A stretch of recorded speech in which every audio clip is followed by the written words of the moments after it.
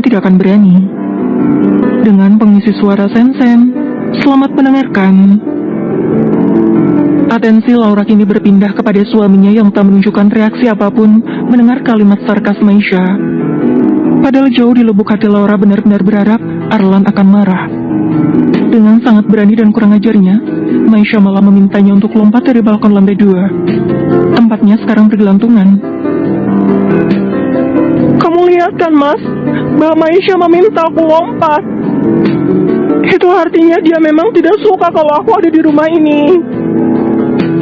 Teriakan Laura kembali menggema di udara. Maisha berkata seperti itu karena kamu terlalu keras kepala, Laura. Kamu membela dia lagi kan, Mas? Apa aku memang tidak ada harganya di mata kamu?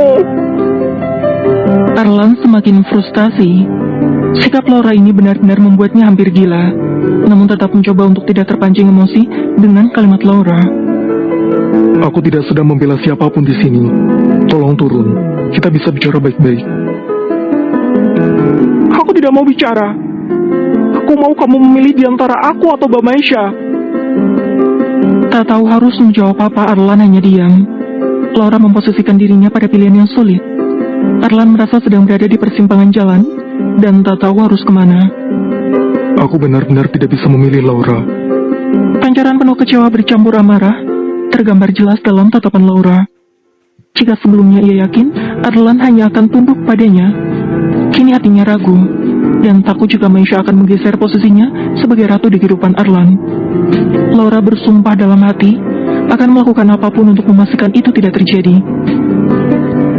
Baik, kalau kamu tidak bisa memilih, sebagai gantinya aku mau kamu berjanji satu hal kepadaku.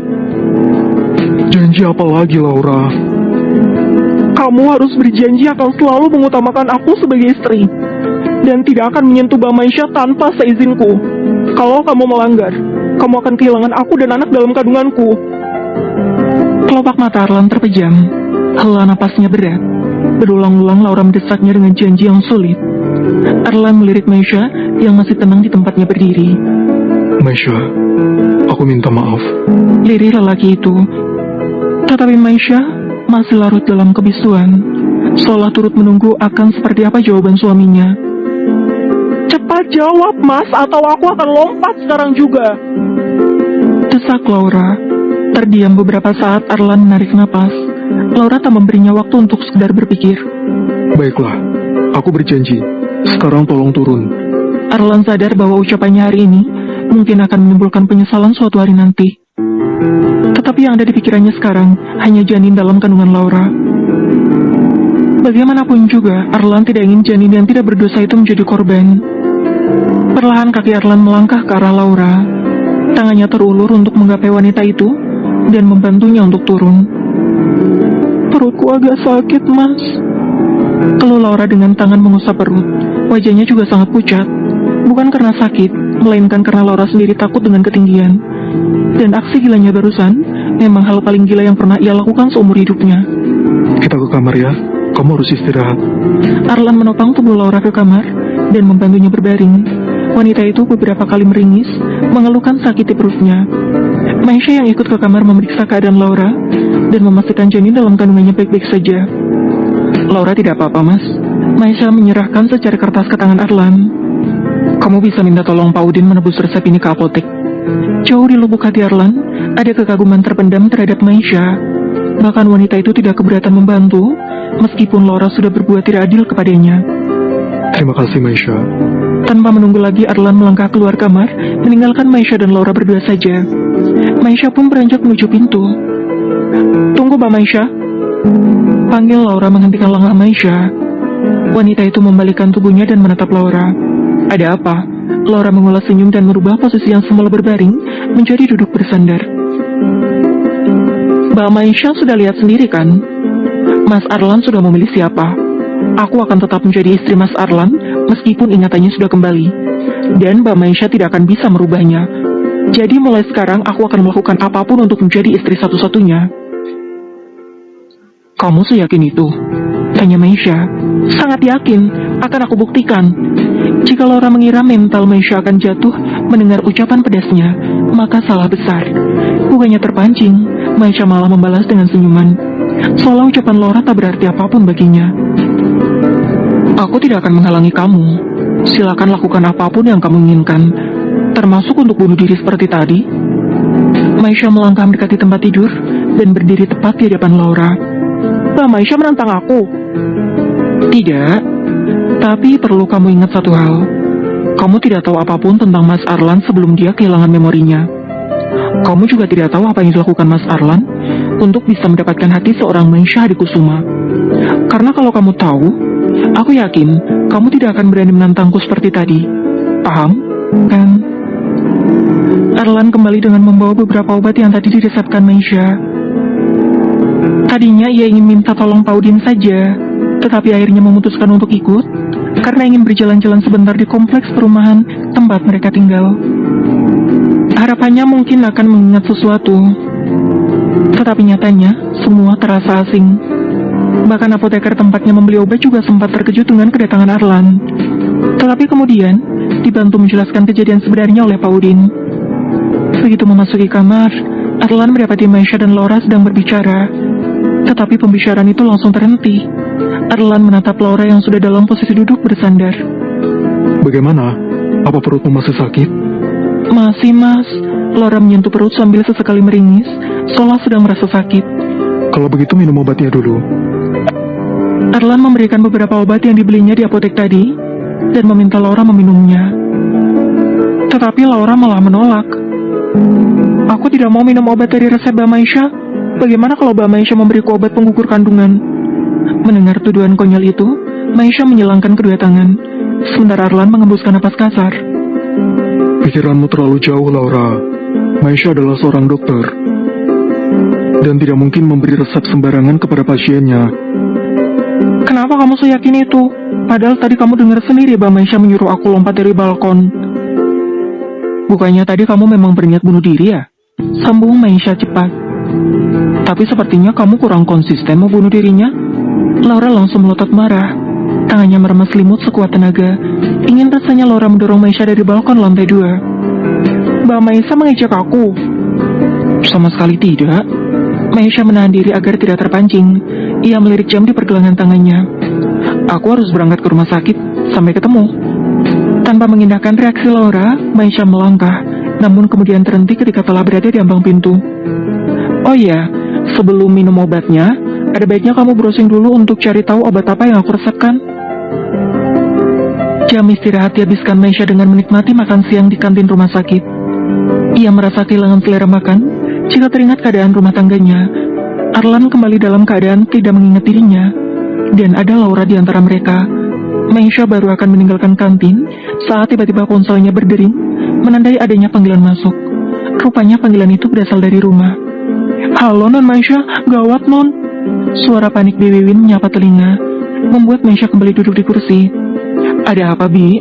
Pelan-pelan bicaranya. Di rumah ada banyak wartawan Non. Mereka menanyakan Din Arlan.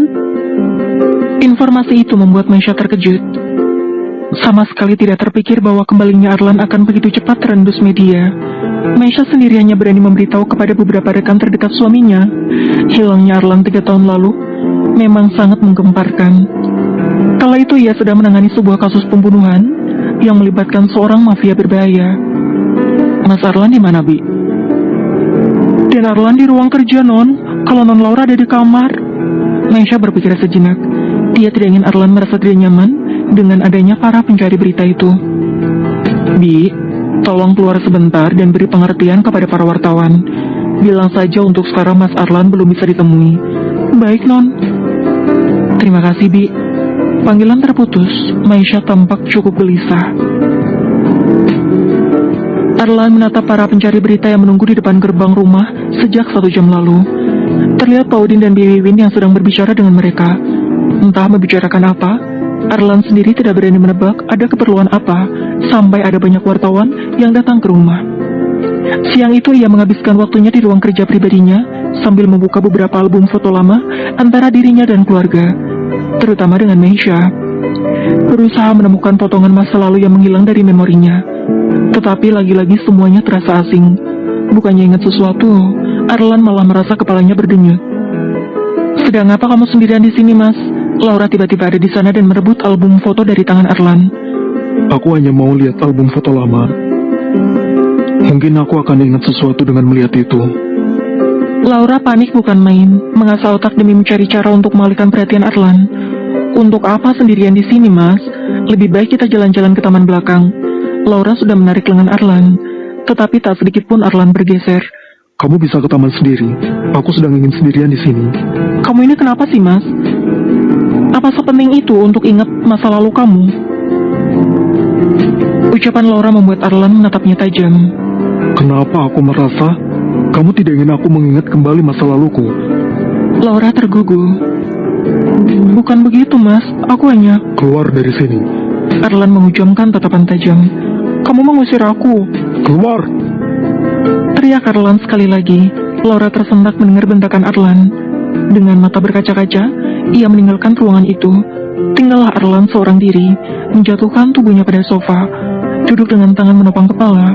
Semua keadaan ini membuat kepalanya serasa akan pecah.